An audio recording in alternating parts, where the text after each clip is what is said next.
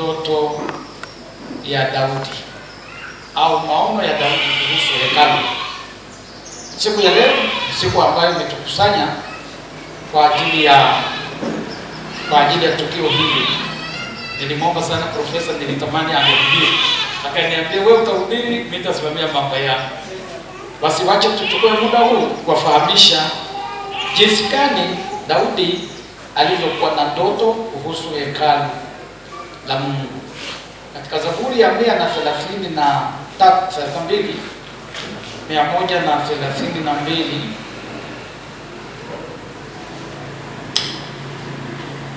mstari ule wa kwanza na kuendelea. Daudi ni kiongozi wa kwanza wa kitaifa kuanza juu ya mahali pa ibada. Israeli waliongozwa na watu wanaoitwa waamuzi. Baada ya waamuzi, taifa lile likaanza na mfalme wa kwanza anaitwa Sauli mwana wa Kisi. Alitawala miaka 40 juu ya taifa hilo. Hapakuwa na wazo la mahali pa ibada. Israeli walikuwa na kitu kinaitwa sanduku la agano, ambalo muda wote lilikuwa linakaa kwenye mapazia, kwenye hema. Walikuwa na hiyo hema kama mahali pao pa kuabudu, lakini hawakuwa na hekalu. Jambo ambalo Daudi aliwaza sana, je, hakuna kitu bora zaidi ya hema kwa mahali pa ibada kwa taifa la Mungu? Jambo hili la Daudi lilikuwa na uzito wake, na alianza kumlilia Mungu kwa ajili ya jambo hili. Katika Zaburi hii Daudi anaimba zaburi hii, anasema, Bwana mkumbuke Daudi taabu zake alizotaabika. Ndiye aliyemwambia Bwana, kaweka nadhiri kwa shujaa wa Yakobo, sitaingia hemani mwa nyumba yangu, wala sitapanda matandiko ya kitanda changu. Sitaacha macho yangu kuwa na usingizi, wala kope zangu kusinzia, hata nitakapompatia Bwana mahali na shujaa wa Yakobo maskani.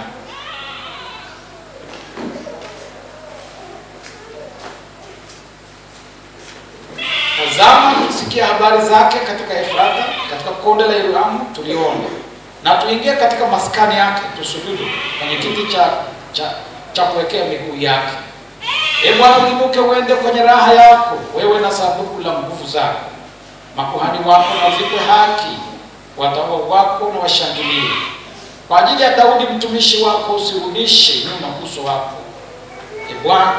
Bwana amemwapia Daudi neno hili, hata rudi nyuma. Aliharifu baadhi ya wazao, akaliharifu baadhi ya wazao wa mwili wako, kaweka katika kiti chako cha enzi. Wanao watayashika maagano yangu na shuhuda nitakazowafundisha watoto wao, nao wataketi katika kiti chako cha enzi. Kwa kuwa Bwana amechagua Sayuni, ametamani akae ndani yake. Hapo ndio mahali pangu pa raha, hapo nitakaa, kwa maana nimepatamani. Hakika nitavibariki vyakula vyake, wahitaji wake watashiba chakula, na makuhani wake watavikwa wokovu, na watauwa wake watashangilia. Hapo nitamchipushia Daudi pembe, na taa nimemtengenezea masihi wangu. Adui zake nitawavika aibu, bali juu yake taji itastawi. Bwana asifiwe sana. Shauku ya Daudi na moyo wake ni waza sana, jambo ambalo halikuwepo ndani ya mtangulizi wake. Alijua umuhimu wa ibada. Alijua mahali pa ibada si mahali pa kawaida, ni mahali pa heshima, na kila binadamu kutoka katika cheo cha juu na maskini wa mwisho anahitaji kumwabudu Mungu, kwa kuwa sote tunatoka Mungu. Na ilikuwa shauku yake, kiu yake, machozi yake. Akaimba zaburi hii akitoa neno la unabii pale mwisho. Kisha anasema Bwana alimwambia kwamba asipolihalifu neno la Mungu, si yeye tu, na wazao wake watapata heshima ya kuketi kwenye kiti cha enzi cha Daudi kwa ajili ya nyumba yake. Mungu anatamani sana awe na mahali pa heshima kwa watu wake kukaa. Zamani sisi wa Pentekoste tulikuwa na juhudi zaidi kwenye ibada peke yake. Hatukujali sana kwamba tunaabudu wapi. Lakini ulimwengu umeandika sana. Huwezi kubaki na ulimwengu wako mwenyewe unaofikiri kwamba ndio ulimwengu unaokufaa. na kila mmoja anatamani mahali pazuri, lakini kizazi kimebadilika, dunia imebadilika, macho yetu yakatamani sana kuwa na mahali pazuri pa ibada. Hata watu wengi walituuliza tungebaki kwenye jengo hili, lakini pengine hili lingefanana na yale mapazia ya Sulemani ya Daudi ambayo aliona sio mahali pa kubakiza sana. Pengine angejenga hekalu kuliko yale mahema ya kuhamahama. Ndipo Daudi akaimba, akaomba. Tutamwona mahali pengine. Na jambo hili ni jambo gumu, sio jambo rahisi. Unapowaza kujenga ni kitu cha gharama sana. Na ni kitu ambacho kinataka hata washirika wanakosa amani. Na kuambia tunachanga, nakosa amani. Wanaona ni kama unaleta usumbufu kwa.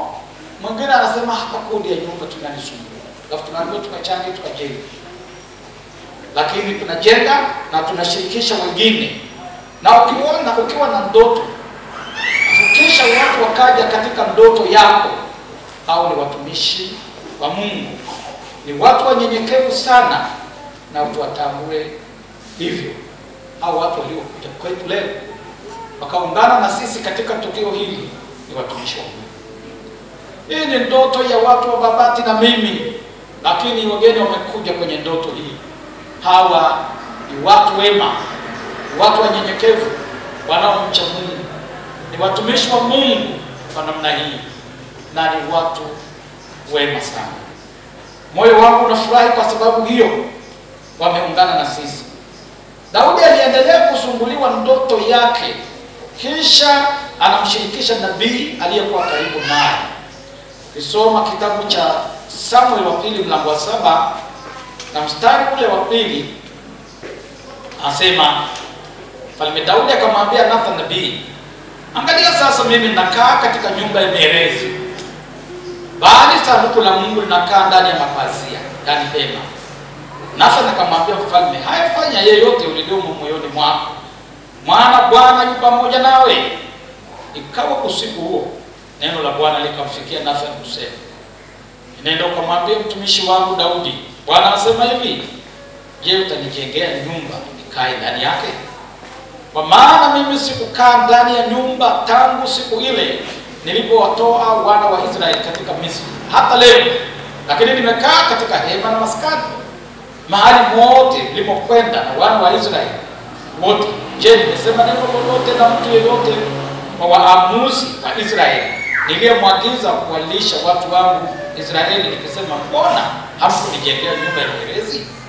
Basi sasa mwambie mtumishi wangu Daudi maneno haya Bwana wa majeshi asema, hivi nalikutwaa katika zizi la kondoo, katika kuwaandama kondoo, ili uwe mkuu juu ya watu wangu, juu ya Israeli. Nami nimekuwa pamoja nawe kila ulipokwenda, na kuwakatilia mbali adui zako wote mbele zako, nami nitakufanyia jina kuu kama jina la ukuu ulioko duniani.